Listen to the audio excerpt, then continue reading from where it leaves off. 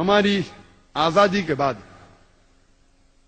ہی politician کا ذکر کر سکتا ہوں نا. آزادی کے پہلے تو کرتے تھے حکومت انگریز.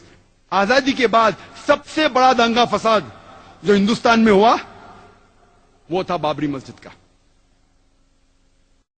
بابری مسجد کو سن 1980 کے پہلے کون جانتا تھا؟ میں تو نہیں جانتا تھا. کچھ لوگ شاید جانتے تھے. عام ہندوستانی جانتا ہی نہیں تھا بابری مسجد کیا ہے اور رام جنم بھومی کی جگہ کیا ہے. نہ مسلم جانتا تھا نہ ہندو جانتا تھا. عام مسلمان جانتا ہی نہیں تھا, عام ہندو جانتا ہی نہیں تھا, عام ہندوستانی نہیں جانتا تھا. لیکن اس کو ایک پولیٹیکل پلوئے بنایا گیا پولیٹیشین ووٹ بینک کے لیے. سپریم کورٹ نے آرڈر پاس کیا تھا کہ اس ڈسپیوٹڈ سائٹ پہ, اس اختلافی جگہ پہ کوئی نہیں آنا چاہیے. اس کے باوجود 6 دسمبر سن 1992 میں 1992 میں 6 دسمبر میں ایک بڑی گیدرنگ ہوئی اسی ڈسپیوٹڈ سائٹ کے اوپر, بابری مسجد رام جنم بھومی ایشو کی جگہ پہ. آرڈر تھا سپریم کورٹ کا, سب سے ہائیسٹ اتھارٹی اس ملک کی. نو گیدرنگ. تو بھی گیدرنگ ہوئی. کون گیدرنگ کیا؟ Opposite party of politicians in the opposite party. حکومت چاہتی تھی تو روک سکتی تھی, آسانی ہے. پولیس اس کے پاس ہے, ہتھیار تھا, آسانی. لیکن نہیں روکا. کیوں نہیں روکا؟ اپوزیشن نے گیدرنگ کی ووٹ بینک کے لیے, کیا مجھے ووٹ ملے گا. پالیٹیشین جو پاور میں تھے, اگر میں ان کو روکوں گا تو میرا ووٹ بینک جائے گا, تو جانے دیا, آن دو, نو پرابلم, آ جاؤ, پیچھے کے رستے سے آؤ. لیکن ٹیلی ویژن پہ دکھ رہا تھا سپریم کورٹ کا آرڈر, نو گیدرنگ. اس کے بعد کیا ہوتا ہے؟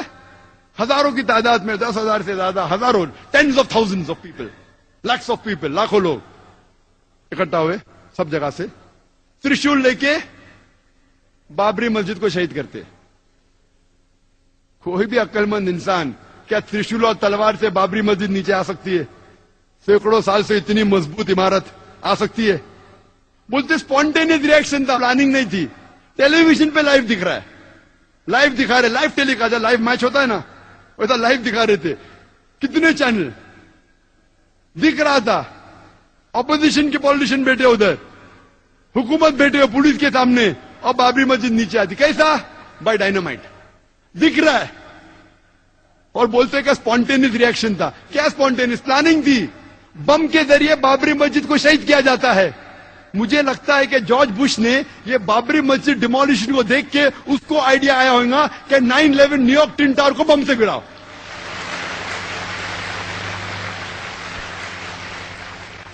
9/11 پہ مجھے زیادہ تقریر نہیں کرنے کا ہے. وہ 9/11 پہ اتنا بڑا, کم از کم 10 تقریر کر سکتا ہوں میں 9/11 کے اوپر, جارج بش کے اوپر. لیکن مجھے لگتا ہے اس کو آئیڈیا ملی بابری مسجد سے. جس طریقے سے بابری مسجد کو بم سے گرایا گیا اور کہا گیا کہ اسپونٹینیس ریئیکشن تھا, اسی طریقے سے بم سے گرایا ٹوین ٹاور کو اور کہا گیا کہ پلین نے مارا. چاہے تو انشاءاللہ کوشچن آنسر میں ٹائم رہا تو کہوں گا. کیا ہوتا ہے؟ امیجیٹ سارے ہندوستان میں دنگے فساد ہوتے. دنگے فساد ہونے کے بعد ایکشن کا ریئیکشن ہوتا ہے. ہزاروں لوگ مارے جاتے, ہزاروں لوگ کا قتل ہوتا ہے سارے ہندوستان میں, اکثر مسلمان. اور خصوصاً بامبے میں بابری مسجد ڈیمولش کی کون ذمہ دار؟ کوئی بھی عام آدمی جس کو تھوڑی بھی عقل ہے وہ کہیں گا نمبر 1 ریسپانسبل, سب سے زیادہ ذمہ دار اپوزیشن پالیٹیشین جن نے گیدرنگ کی سپریم کورٹ کے خلاف. نمبر 2 ذمہ دار جو پالیٹیشین پاور میں تھے, وہ روک سکتے تھے لیکن نہیں روکا. کیوں؟ ووٹ بینک جائیں گا. اس کے وجہ دنگے فساد ہوتے. دنگے فساد میں پولیس چاہتی دنگے فساد کو روک سکتی. آپ کوئی بھی سینئر پولیس آفیسر سے پوچھئے, میں تو بہت سے پولیس آفیسر سے بات کر چکا ہوں ادھر اور باہر بھی, کوئی بھی سینئر پولیس آفیسر سے پوچھئے, دنگے فساد کو روکنا تو آسان سی بات ہے. جیسا شروع ہوا with in a few hours, چند گھنٹوں میں روکا جا سکتا ہے. اگر کم پولیس فورس ہے تو ریزرو فورس کو بلاؤ. ٹیررسٹ اٹیکس کو روکنا بہت مشکل ہے. کچھ روک سکتے, سب نہیں.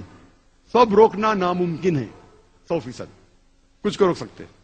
دنگے فساد 100% روکنا آسان ہے اگر پولیس فورس چاہے تو. لیکن جو پولیس چاہتی بھی روکنا نہیں روک سکتی تھی. کیوں؟ کیونکہ ان کو پالیٹیشین کا دباؤ تھا.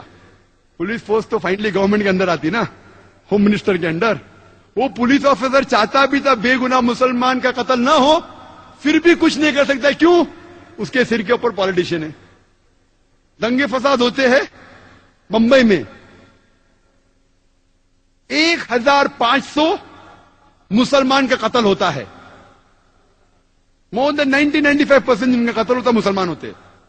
1800 से ज्यादा घायल होते हैं बॉम्बे राइट्स में। इवन पार्टीशन के वक्त भी बॉम्बे में इतना बड़ा दंगा फसाद है, और जिस तरीके से ये दंगे फसाद हुए, और पुलिस चाहती रोक सकती थी, नहीं रोकी। हजारों बेगुनाह लोग की कत्ल हुआ। थोड़ा पहले रिएक्शन था दिसंबर में, उसके बाद जनवरी में, एक हफ्ते बाद जो वापिस था, प्लान था पूरा। It was planned, hand in glove. कौन जिम्मेदार है दंगे फसाद का? वही लोग। नंबर 1 ऑपोजिशन पॉलिटिशियन, जो लोग ने बाबरी मस्जिद में गैदरिंग की। नंबर 2 जो पॉलिटिशियन पावर में थे, उनने वो गैदरिंग को अलाउ किया, नहीं रोका वोट बैंक की वजह से। नंबर 3 आम जनता। आम जनता को बहकाया गया कि लूट मार करो। आम जनता, मेरे नजदीक इस हिंदुस्तान में आम हिंदुस्तानी, आम हिंदू, आम मुस्लिम एक दूसरे से मोहब्बत करता है। मेरे नजदीक मेरे कई हिंदू दोस्त हैं। आम हिंदुस्तानी, आम हिंदू मुसलमान एक दूसरे से मोहब्बत करते हैं। ये पॉलिटिशियन लोग चिंगारी लगाते हैं वोट बैंक के लिए, और बेगुनाह लोग को बहकाते हैं और उनके जरिए राइट्स करते हैं। हम आम जनता हिंदुस्तान की इन पॉलिटिशियन के बहकावे में नहीं आना चाहिए। नंबर 3 रिस्पॉन्सिबल आम जनता, जो बेवकूफ बन जाती है। नंबर 4 पुलिस, जो रोक सकती थी नहीं रोकी। जो लोग रोकना चाहते थे भी नहीं रोक सकते। क्यों? उनका ट्रांसफर हो जाएगा। जब इतने मुसलमान मरे तो गवर्नमेंट सोचने लगी अभी वोट बैंक मुस्लिम की जाएंगी, बड़ी छोटी है, तो क्या की? 1 जज कमीशन, श्री कृष्ण कमीशन को अपॉइंट किया। भाई डरो मत, जो भी जिम्मेदार है वो गिरफ्तार होंगे। और कायम करते 1 जज कमीशन श्री BN कृष्ण को, श्री BN श्री कृष्ण को, श्री कृष्णा कमीशन। और मुझे कहना पड़ेगा बिलाशुबा कि जस्टिस श्री कृष्णा वो एक डिवाउट हिंदू है, हिंदू धर्म का पालन करते हैं, लेकिन साथ साथ वो एक जस्ट और अपराइट इंसान है। साथ साथ वो एक ईमानदार और अदल के इंसान है, नागरिक है। हमें गर्व है उसके ऊपर। जस्टिस श्री कृष्णा अकेला 1 मैन कमीशन, वो क्या करता है? वो तहकीक करने लगता है कि जिम्मेदार कौन है। रिपोर्ट बनाते 2 वॉल्यूम में। पहले वॉल्यूम में कहां कहां हमले हुए, क्यों हुए, क्या। दूसरे वॉल्यूम में कौन कौन जिम्मेदार थे। श्री कृष्णा कहते हैं, जस्टिस श्री कृष्ण, मैं नहीं कह रहा हूं, जस्टिस श्री कृष्णा कहते हैं कि ये राइट्स के जिम्मेदार, it was pre planned by the opposition politicians of Maharashtra. अपने रिपोर्ट में लिखते नंबर 1 रिस्पॉन्सिबल शिवसेना बाल ठाकरे। मैं नहीं कह रहा हूं, श्री कृष्णा के, justice Shri Krishna. Number 2 the politicians in power, they could have stopped it. जो पॉलिटिशियंस पावर में थे वो रोक सकते थे, लेकिन नहीं रोका। नाम लिख के कहता है, माशाअल्लाह, गट्स है उसके पास, हिम्मत है उसके पास, जस्टिस श्री कृष्णा। मैं उसको कांग्रेचुलेट करता हूं, अकेला मैन। मैंने कोशिश किया कि आज उनको इस स्टेज के ऊपर चीफ गेस्ट जैसा बनाऊं, लेकिन मैंने दावत बहुत लेट दी, और कोई जस्टिस को भी कोशिश की, लेकिन लेट मुझे ध्यान आया कि एक को चीफ गेस्ट बना सकते थे। कई प्रोग्राम में काफी जस्टिस आ चुके हैं। वो लिखता है कि रूलिंग पार्टी, शरद पवार भी रिस्पॉन्सिबल है। मैं नहीं कहता हूं, justice Shri Krishna. Defence minister और चीफ मिनिस्टर सुधाकर राव, वो भी रिस्पॉन्सिबल, नाम लेके लिख रहा है। मानना पड़ेगा उस शख्स को, दाद देता हूं मैं उसकी। अल्हम्दुलिल्लाह सुम्मा अल्हम्दुलिल्लाह, अल्लाह उसकी हिफाजत करे, गट से उसमें। वो लिखता है ऑपोजिशन पार्टी पहली रिस्पॉन्सिबल, लोकल महाराष्ट्र गवर्नमेंट की, रूलिंग पार्टी नेक्स्ट रिस्पॉन्सिबल। اس کے بعد police force which was hand in glove responsible. نام لے رہے پولیس آفیسر کا, نام لے کے 26 پولیس اسٹیشن جو بامبے کے جوریڈکشن میں, وہ جا کے سال بھر نوٹ کرتے رہا, اکیلا شخص نام لے کے, کمشنر, جوائنٹ کمشنر, نام بھی لیا, Tyagi that time joint commissioner کیا تھا اس ٹائم, نام لے کے پولیس آفیسر کے ریسپانسبل. کہتا ہے شروعات ہوئی بابری مسجد سے, ایل کے اڈوانی کا نام بھی اندر ہے, ایل کے اڈوانی بابری مسجد نام لیتے ہوئے. میں تحقیق کیا لیکن پھر پتا چلا یہ شخص جسٹس بی این شری کرشنا, ہمت ہے اس میں نام لیتے ہوئے. تو ہم جانتے ہیں یہ وجہ کہ اس کے ذمہ دار نمبر 1 پالیٹیشنز. اسی لیے ہم مسلمان کو انڈین جوڈیشری سسٹم پہ گرو ہے, ہمیں فخر ہے انڈین جوڈیشری سسٹم پہ. ہو سکتا ہے کہ پالیٹیشین ہمیں چھوڑ دیں گے, ایک عام جو ہندوستانی ہے, خصوصاً ہم مسلمان, چاہے پالیٹیشین ہمیں دھوکہ دیں گے, چاہے کئی بار پولیس دھوکہ دیں گی, لیکن انڈین جوڈیشری سسٹم پہ ہمیں گرو ہے. اور ہم دعا کرتے ہیں اللہ سے کیا یہ جوڈیشری سسٹم کو پالیٹیشین کی بھنک نہ لگے, ورنہ خدا اس دیش کو بچا سکتا ہے. بامبے رائٹس کے بعد جو دسمبر 92 میں ہوا تھا اور جنوری 93 میں, 2 مہینے بعد 12 مارچ 1993 میں ہوتا ہے بامبے میں سیریل بم بلاسٹ. 13 بم پھٹتے ہیں, 13 بم دھماکے ہوتے ہیں بامبے میں, جس میں 250 سے زیادہ انسانوں کا قتل ہوتا ہے اور ہزاروں لوگ اس میں گھائل ہوتے ہیں. اس ٹائم کہنا تھا ہو سکتا ہے کہ بم بلاسٹ مسلمانوں نے کیا تھا. 2 سال پہلے جب تقریر کی تھی اس کے چند دن بعد یہ ورڈک آنے والا تھا, یہ جو کیس چل رہا تھا بامبے بم بلاسٹ 93 کا.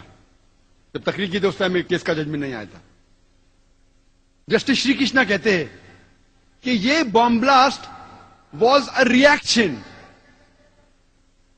اور یہ بم بلاسٹ کے پہلے اور رائٹس کے بعد جنوری فیبروری 1993 میں ماحول بمبئی میں مسلمان کے لیے بہت گمبھیر تھا. جب عام مسلم سڑکوں پہ چلتے تھے, جب وہ ٹرین میں ٹریول کرتے تھے, سفر کرتے تھے, بس میں جاتے تھے, لوگ انہیں گھورتے تھے, ان کو تانے مارتے تھے. مسلمان کا سڑکوں پہ نکلنا مشکل ہو گیا. بم بلاسٹ ہونے کے بعد حالت بدل گئی. ہر مسلمان جانتا ہے کہ بے گناہ انسان کی جان لینا غلط ہے. اسلام نہیں سکھاتا ہے کہ آپ بے گناہ لوگ کو قتل کرو. اکثر مسلمان جاننے کے بعد کہ یہ بم بلاسٹ جو ہوا بمبئی میں 1993 مارچ میں غلط تھا, غیر اسلامی تھا, پھر بھی اکثر مسلمان خوش ہوئے. کم از کم ہم سر اٹھا کے چل تو سکتے ہیں. جسٹس شری کرشنا کہتے it was a reaction of the Muslims. اور اس کے کیس کے بارے میں بعد میں ہم ذکر کریں گے, لیکن یہ کہنا ضروری ہے کہ آپ کوئی بے گناہ غیر مسلم کا قتل نہیں کر سکتے, کیونکہ کوئی اور غیر مسلم نے آپ کو تکلیف دیا اور آپ کوئی اور غیر مسلم کو تکلیف دیں گے, یہ بالکل ان اسلامک ہے. یہ جو 250 لوگ مرے بمبئی میں بم بلاسٹ کے ذریعے, اس کا ذمہ دار کون لوگ؟ وہی لوگ جو بابری مسجد کے اندر اپوزیشن پارٹی نے جو گیدرنگ کی. نمبر 1. نمبر 2, کیوں اپوزیشن نے کی؟ ووٹ بینک کے لیے. نمبر 2, پالیٹیشین جو پاور میں تھے جان بوجھ کے نہیں روکا, نہیں تو سیٹ چلے جائیں گی, وہ ریسپانسبل ہے. نمبر 3, عام جنتا جو پالیٹیشین کے بہکاوے میں آ گئی. نمبر 4, جو پولیس روک سکتی تھی نہیں روکی. نمبر 5, جو لوگ نے رائٹس کیے دسمبر 92 اور جنوری 93 میں, وہ لوگ ریسپانسبل تھے. مہاراشٹر کے پالیٹیشین, رولنگ اینڈ اپوزیشن. वही लोग, सदर सबके पॉलिटिशियंस। आप आमतौर पे कोई भी दंगे फसाद के बैकग्राउंड में जाओ, डायरेक्टली या इनडायरेक्टली, जो भी टेररिस्ट अटैक से डायरेक्टली या इनडायरेक्टली, ऑलमोस्ट ऑल, अक्सर सभी के पीछे पॉलिटिशियंस का हाथ है।